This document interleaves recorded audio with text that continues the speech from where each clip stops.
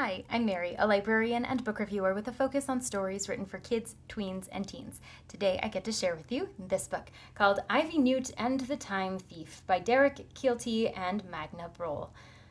Ivy is a witch, and she has a familiar called Tom, sometimes Tomboy, sometimes Tom Wolf.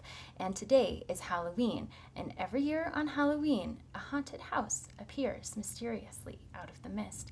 But it disappears again, just as mysteriously, and Ivy is determined to figure out why.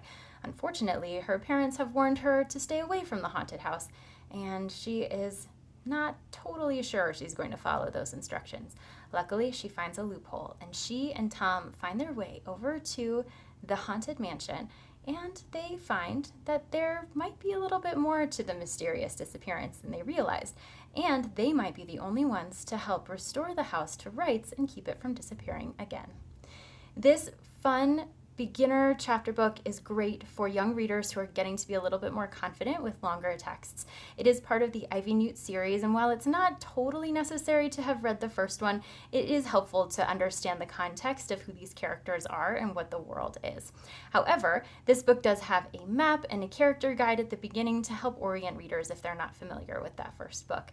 Like most series fiction, it does have a nice round ending. It has a good progression and forward momentum, so really nice for those younger readers as they're gaining confidence in reading independently.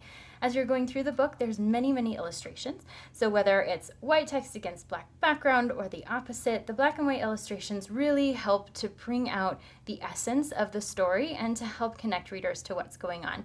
So while they are focusing on the text, the images help to round out what readers are getting as they're going through the book. The chapters are fairly long, but because there's a lot of white space and a lot of visual stimulus as you're going through, young readers are going to find that the book flows really smoothly. They're going to want to find out what happens next, and the pages will keep turning.